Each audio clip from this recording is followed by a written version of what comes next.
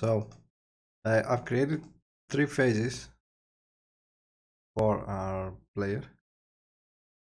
Okay,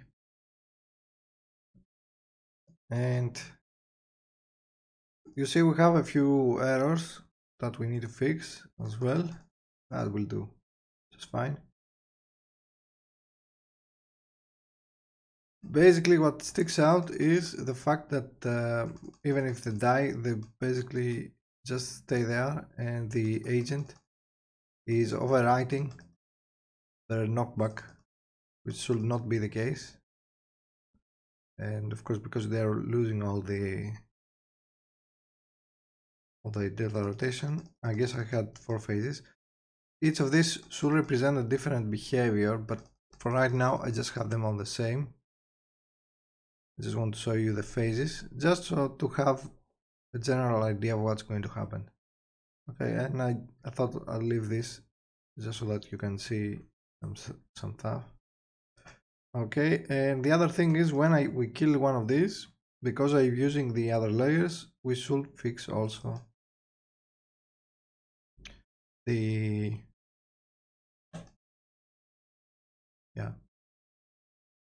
close light. You see that he's not duplicating the sprites, but that's an easy fix.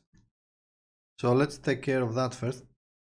Basically all I have to do is, because I'm using my tool, I'm just going to go to the live palettes and drag and drop the 2 other renderers as well. And we have to do this on all, so I'll be back in a second. Okay, so I fixed it. And another thing that is very cool with my tool is actually there's some cases where you see there's a few problems. So basically these are the Donatello sprites that we ripped again, but I wanted to make the bandana the same color so I can reuse all the animations I've made before. So if I hit play now, you'll see that I'll be checking, it will be turning into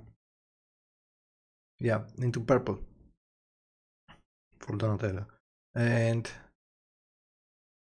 the way I'm basically just overwriting his animations, so because they share both the walks and the dodge and the jumps and all of these, all they have different is the attack animations.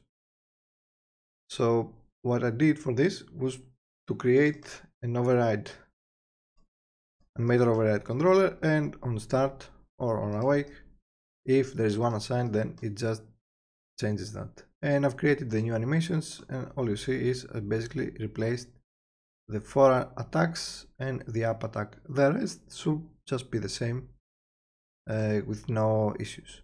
So with my palettes then, because there were some discrepancies between the 2 colors, even though I made this in Photoshop, you see that these are not the exact same colors, even though I color picked from one to the other. So this will have given different results because it's taken as a different ID. But with my tool, I'm basically free to just add the 2 new cases of our color. Okay, so you'll see that this has an ID. So we want RGB. So 247, 138, 33, 255. Yeah, okay, the alpha doesn't matter. So even if this looks very similar to this, they actually aren't, because this is 248. It's very small increments, but they make a big difference because all of these are used as IDs. So with a traditional palette, we will need to just add more colors and do this. With this, we can just color pick right away and it will be fixed. So you can have not just a second player, but a second player that is actually playing a different turtle. Okay, so that's the cool, and that's the idea with this. Now, because I don't have a second player to play right now, I'm just going to close it and just focus on mine. So that's 2 things fixed. Let's fix the enemies. Let's open up our first phase on our units. Let's go over here, and I think we are just using the director pawn. Then let's say sublogic. Let's find the director. So if you have an attack position, you are forcing him to move there. I think we have fixed this on a different logic as well. Let's see, that gives you an attack rate. Although I think we could just fix this on the director, on the handler, maybe.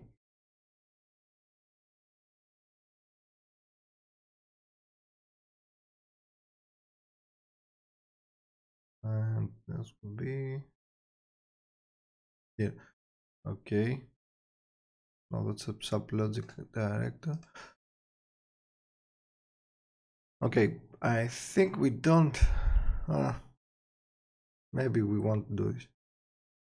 So basically, we change this so we can. Yeah, we change this so we can use the motor thugs can reuse the same logic. So let me think. And the controller. Okay, let's check the first pin. We're not ignoring interactions. Okay, so let's bring this first dude over here so we solve this once and for all. Let's bring him here. Then we need to be checking if he's going to interact with us.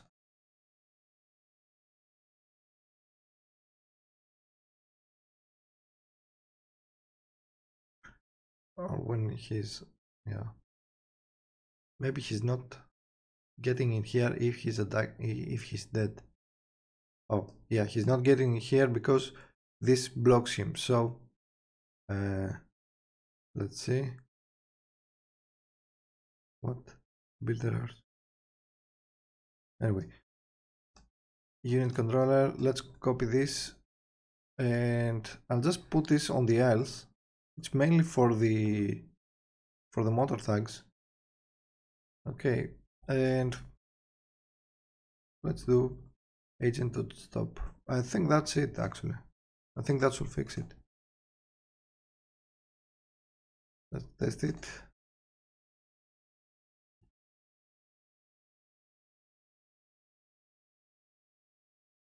He was waiting for the director, that's why it wasn't working. But I think this works fine then. So let's put this guy beneath and let's do a playtest.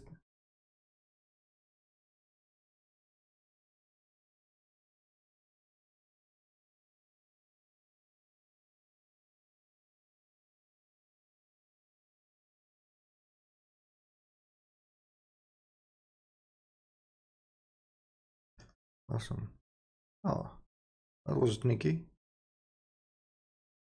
Okay, that worked.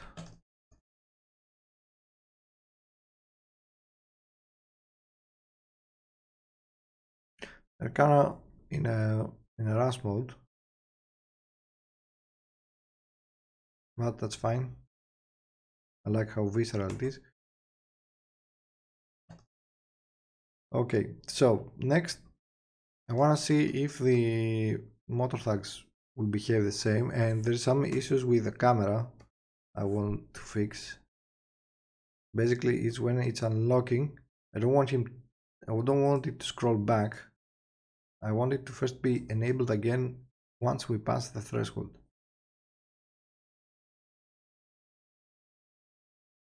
Let me kill just one guy because this is going to be annoying.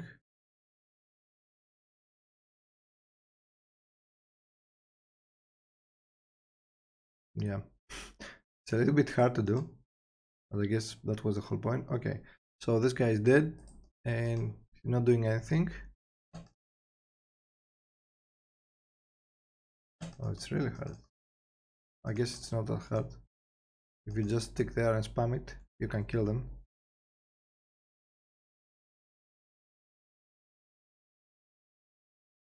But yeah, okay, so that works. Let's fix the camera. On our camera target, let's see, our camera, which this follows the camera target. Okay, so we have a camera target. Let's open it up, and we're setting up the status. So if you're following, we first want to check if the transform dot position is high, or if our position is higher than the center of the screen, just to make it so if we are on the left, we don't want our camera to transition back. So how do we do this? We're basically going to, well, the easy way to do this would be to have a flag follow after X. Let's just call this. So if you're not following, we'll say follow after X, set it to true. So if follow after X, else. So we're just going to check if the target dot position dot x is higher than the transform dot position dot x, and if it is, we'll follow after x equals false, so that means it's going to reset it. And I think that should do it. Some small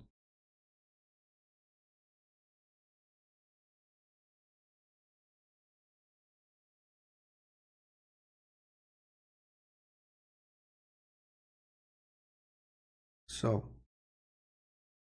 see, I want to stay on this side of the screen.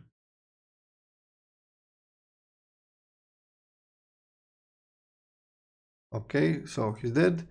That means we're free to move, and we're free to move once we pass the threshold. Well, that wasn't a lot of movement, but you get the idea.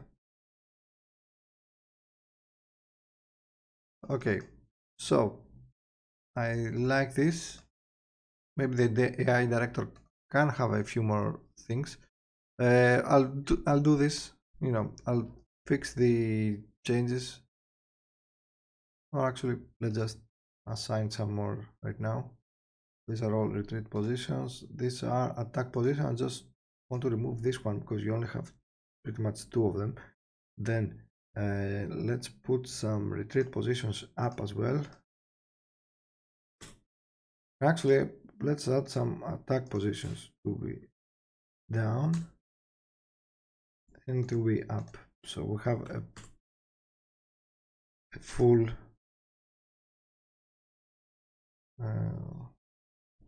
change. Yeah. Okay. Now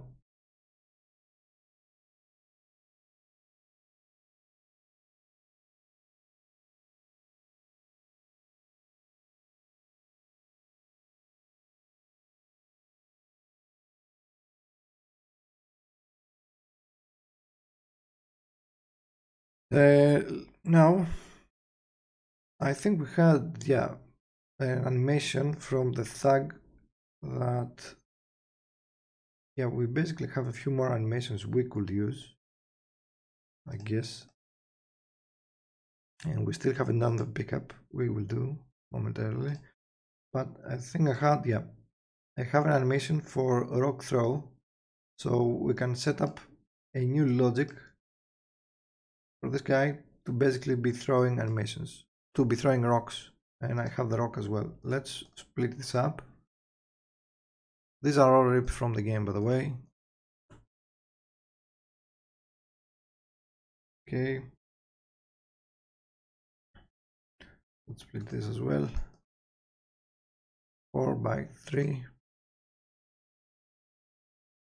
And we want bottom. Perfect. Okay. So let's animate it. Let's duplicate this guy.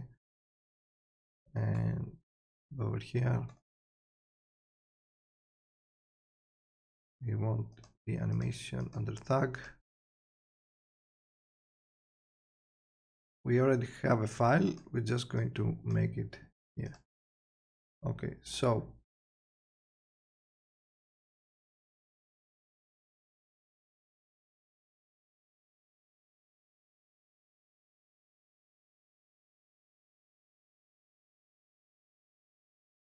let's see. We're doing this.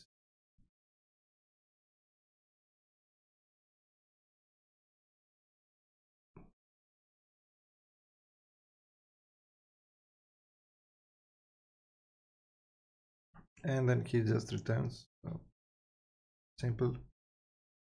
Put it there, and there.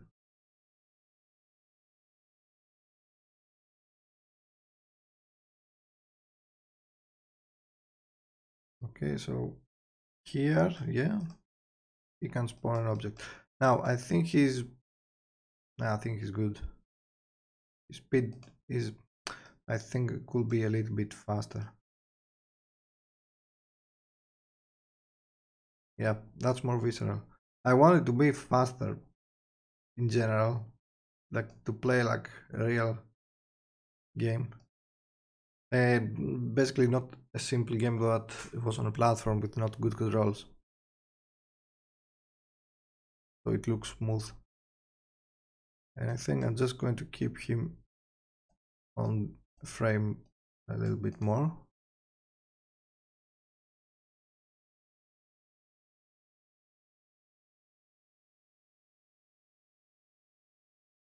And maybe we keep this so it telegraphs a bit.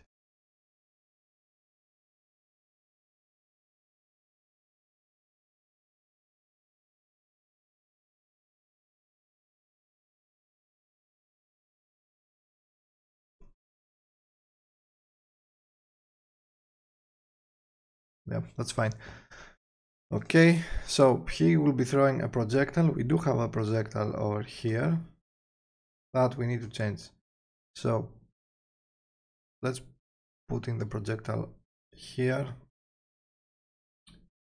and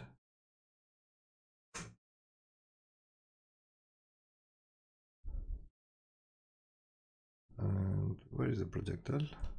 Here it is. Okay, remember that it's a bit to the front, so it spawns to the front. Now this sprite is scaled down. We don't need this anymore.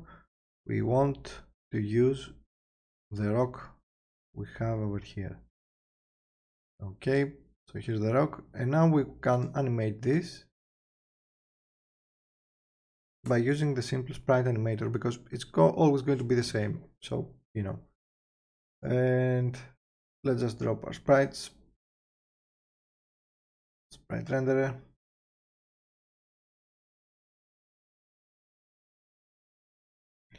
Okay, it has a dynamic sort order, it has this, and let's do a mid attack. Okay, downward 10 should be fine. Yeah, the rest should be fine as well then. The shadow, just put this one down, doesn't matter. And I think we could make it so that it actually falls. Although, yeah, I guess it won't be that much. Let's see. That would be. I'll probably raise it a little bit higher up. Something like that. Okay, I think that should be fine. Let's override that. Let's close that and let's switch this guy's behavior to be at throwing. And let's see. Go to random. Get close to player, mirror player. I do mirror player and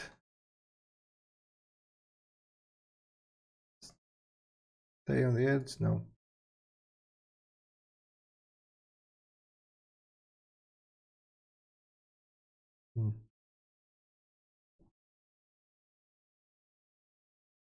Stay on the edge.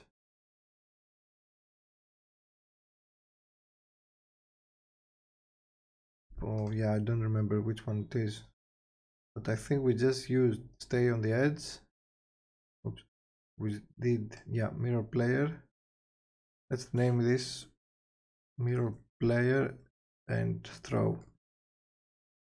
And then we had an attack over time. Attack rate is 6. Let's make it 1. So we see it right away.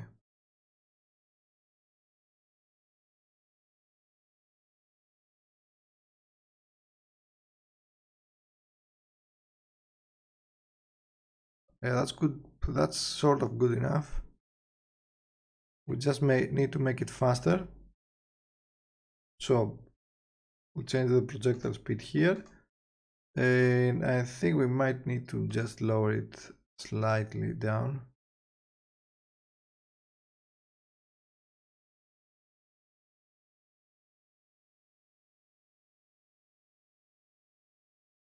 Okay, let's test the mount. Oh, that's pretty fast and fun. That's actually really fun. Really, yeah, that's pretty cool as well. Like, only thing I don't like is the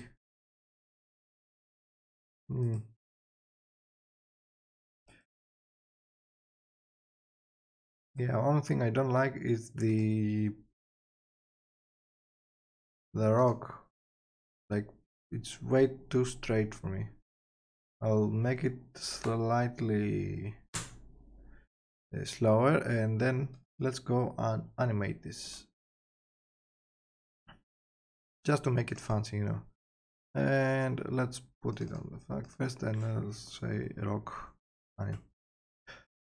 So let's say this will move. We could just animate the entire movement, by the way, but maybe that's too much. Okay, and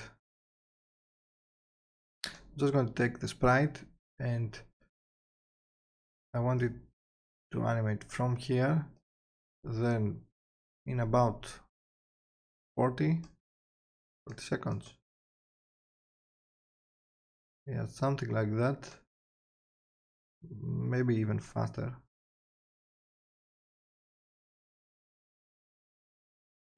Let's go with 30.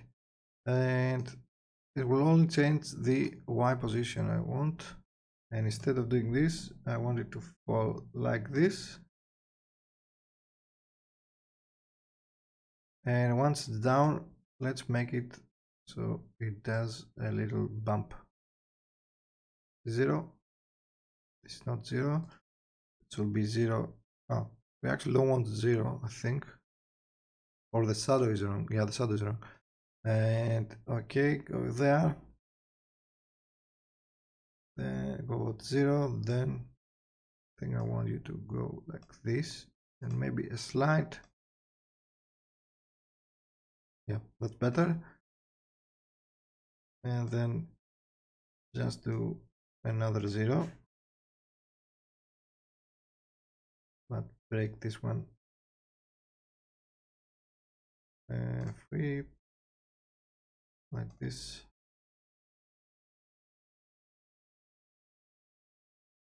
And I think maybe one small just for the fun.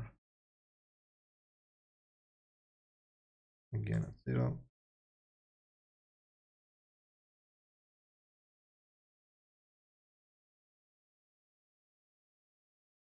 Something like that.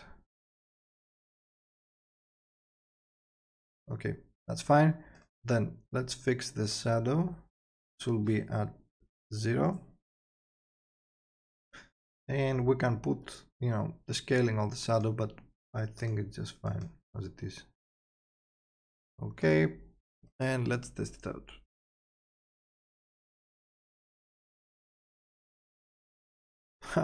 Okay, we are rotating this. That's why it's doing like that. We are looping, not rotating. So just go over here on the rock anim and loop time. Now, another thing that we should do is on the animation, once you are here, it's basically dead. So go onto the hitbox and disable the hitbox. Okay, so it cannot, well, maybe disable it from here or something. So it cannot actually hurt anymore. And this is at 0. The shadow is still wrong, I think. Let's put this at 0. Not 0. So shadows will be down here then. The position of the first rock is going to be overridden, so I don't really care. So let's see it, and I think we're done. We can of course have them put different projectiles, have them throw different projectiles. What I'm saying, that's actually kind of funny.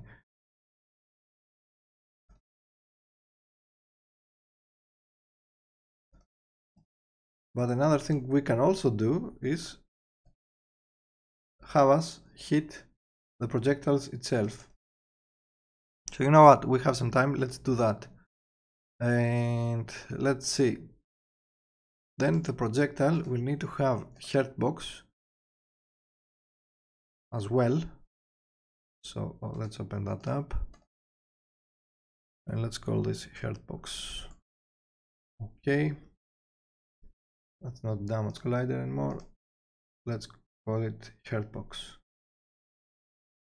Let's open this. Okay. Now, on our collider, yeah, first of all, if you're down there, actually we don't need to destroy the projectile. Once he's there, we can basically stop its animation. So we can do this from here. We can just close this. Yeah, we can close the projectile.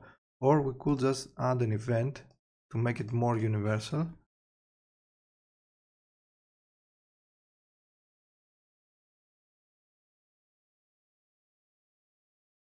Unity event on, actually, I guess on end. Public void invoke on end.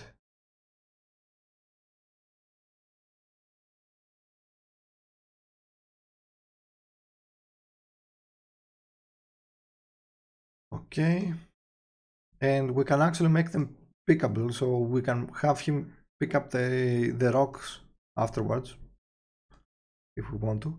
So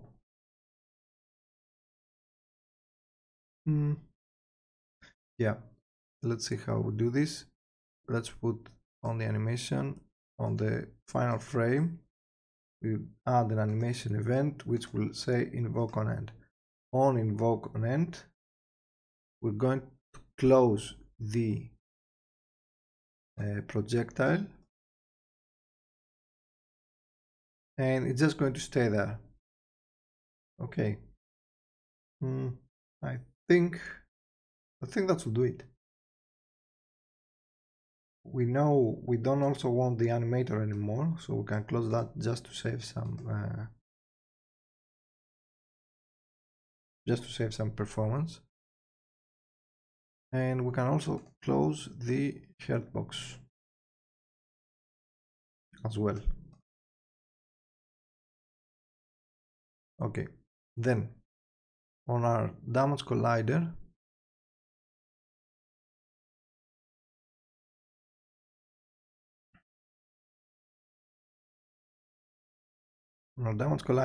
if we hit, yeah, the ideal way would be to create an IHitable, to create an interface that the interface itself will handle all these actions instead of just stacking things over here to add. But you know what, I'm kind of lazy, so fuck it. Let's do projectile,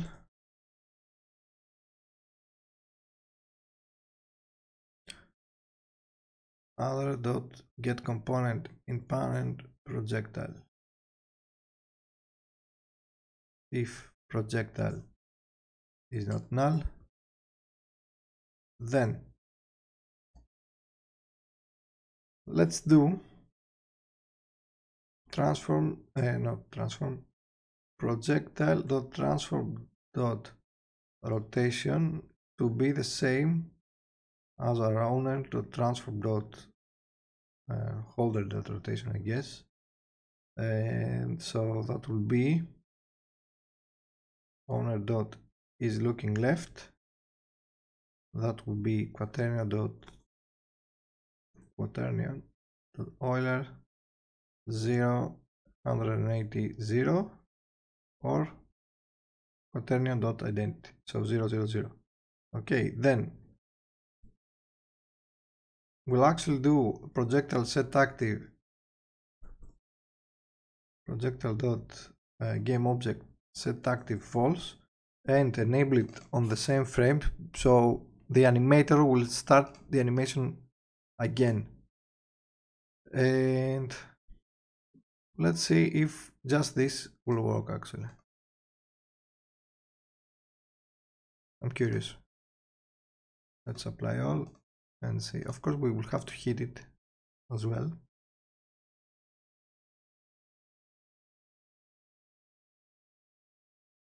Yeah, it did work.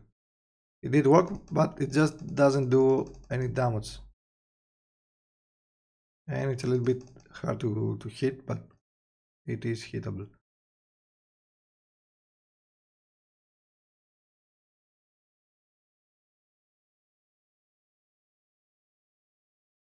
Okay, so let's see why we're not doing damage. And I think it's because, what are we checking? We don't have a team.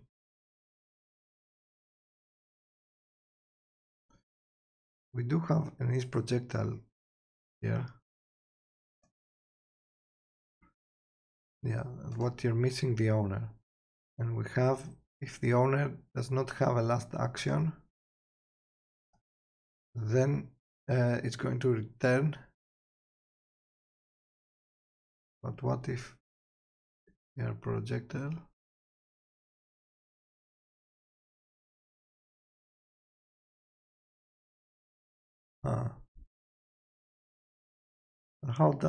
What does it hit us? Projectile dynamic, and let's see. Sprite renderer, that's the hitbox. Okay, this will destroy the object.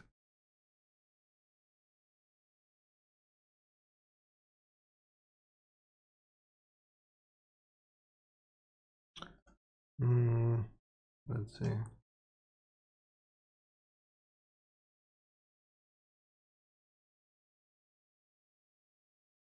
I don't understand this. What? Yeah, I don't remember what we did with the projectiles doing damage. That's silly. Let's see. So let's put a breakpoint, and this is yes, sure. I don't know why you're trying to build a new one. Oops, that was silly. Would have done that.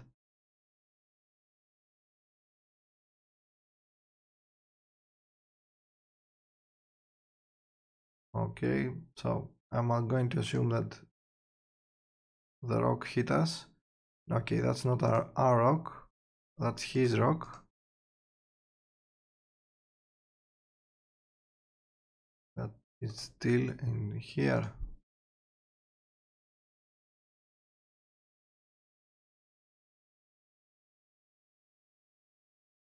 What is he doing then?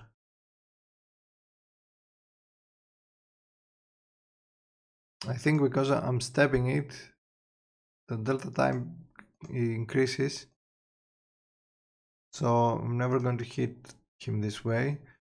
So let's do it here. So I'm going to assume this hit us. Yeah, this hit us.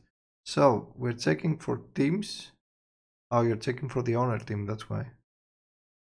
and then get last action, get last action. Okay, so when we hitting the rock, we should also change the owner.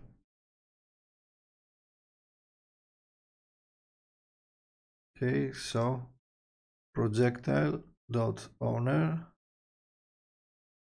No, we want the owner on the projectile, so this can stay private. And projectile. Oops. Yes, we need to change the owner. Yes, then that's good enough. Then on the projectile, we want to do all of this, but we also want to find the hit data, the hurt box, or the damage collider as we call it. Projectile, get component children, damage collider. If it's not null, damage collider dot owner equals my owner. Okay, so now we should be able to hit him back with his own rock. Unless he attacks, then he will actually be able to do the same with us. To us. That's amazing. Yeah, that worked perfectly. I think we need to increase a little bit.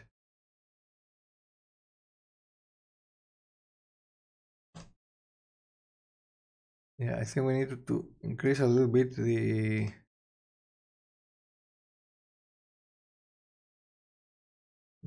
our hit boxes, but yeah, that will be fine. So that will be, let's see, attack one.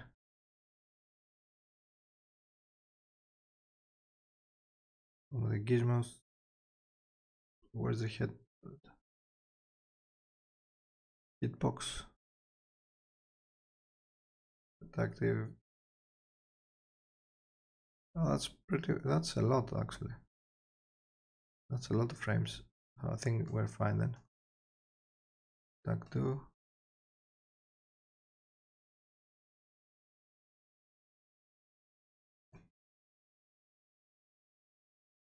Maybe we do this slightly faster then.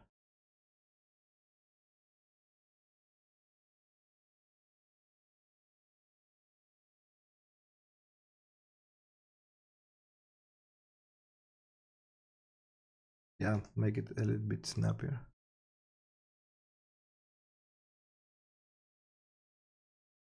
Of course, these are all design decisions, so you know you can follow your gut on this or playtest. That's too fast, for example. Way too fast. It's almost unreadable.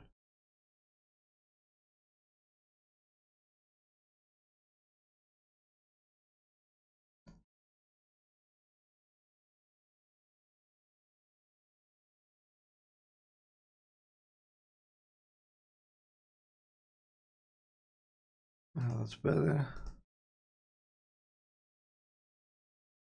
I'll do this one slightly faster.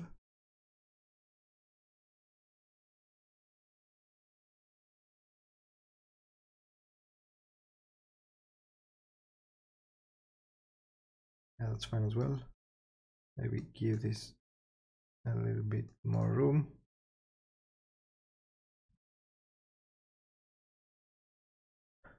But yeah, that's the idea, and I think for the most part this will be fine as well.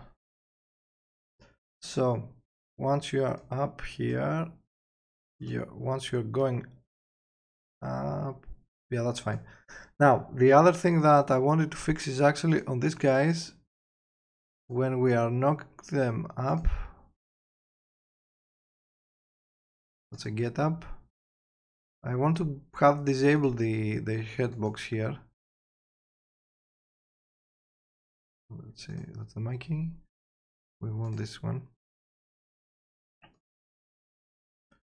Yeah, I'll have disabled the head box and just enable it once they're here. That's one thing. Let's see, then knock down front. Okay, that's fine.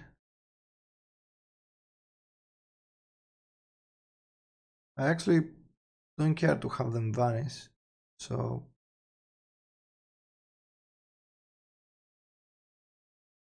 yeah, I'd like to keep them, to keep the bodies. I'm just going to delete all of that. You can put some blood, you know, coming out, stuff like that. Airbox then can be disabled. I'll enable it again about here.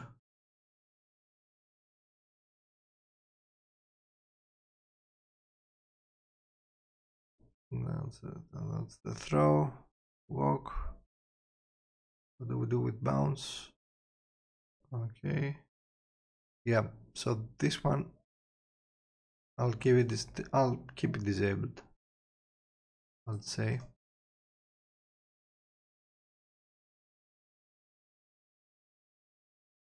So it doesn't break them. Okay, that should do it. So let's test this guy out, and that will be for today. We can have a fully playable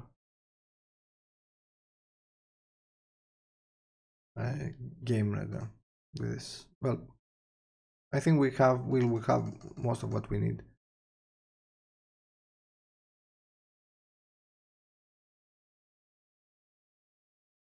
Now, actually, another thing that we don't have, what's going to be important, is if I have a second player in. Actually, you know what? We'll do this on the next one. Let's just enjoy our battle.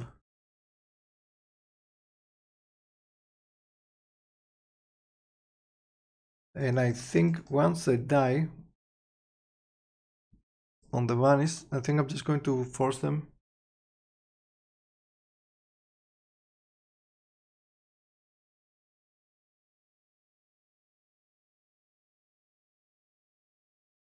So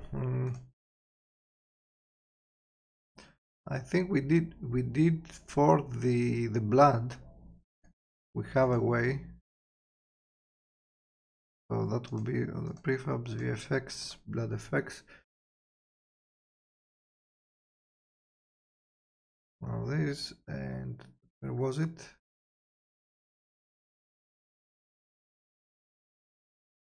Set sorting layer. Okay, so I'm going to copy this, and I'm actually going to assign this on the dynamic sort order. Instead, we can have this on both, doesn't matter. So when an enemy dies, we're just going to have them, we're just going to be stepping on them, so you know, they're dead, so they're not going to complain. So the vanish will also have an event that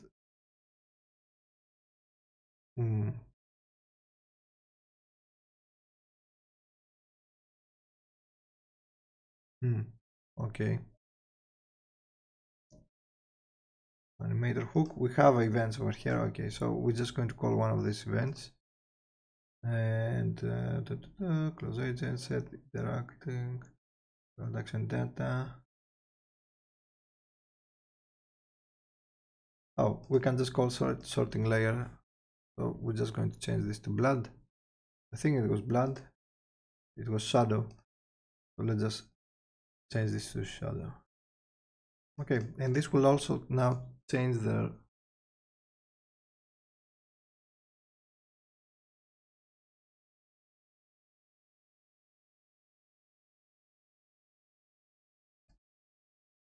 and yeah.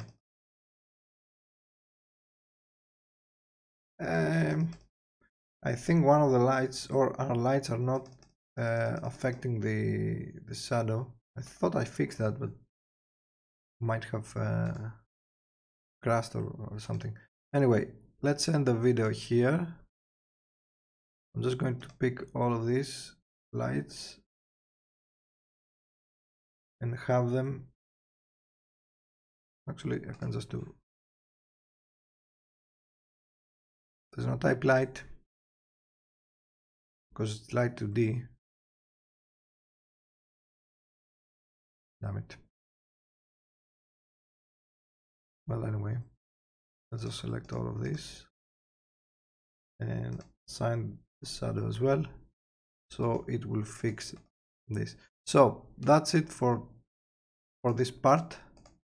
I think with this we have all the tools that you might ever need to make at least a stage. We still need to see how we do transitions, because we need to have some persistency on some data, but we'll see it on an upcoming part.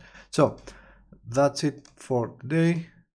Well, for this part, not today. I don't know why I'm saying today, and it's clearly I'm going to record more videos today. Anyway, I'll see you on the next part. As always, you know what to do. Like, subscribe, and if you'd like to see more stuff, more videos, more of everything, then consider supporting my Patreon, or keep supporting my Patreon, I guess, if you are seeing this, since this is an exclusive series. And so we can make all of these cool things we're making. I'll see you next time.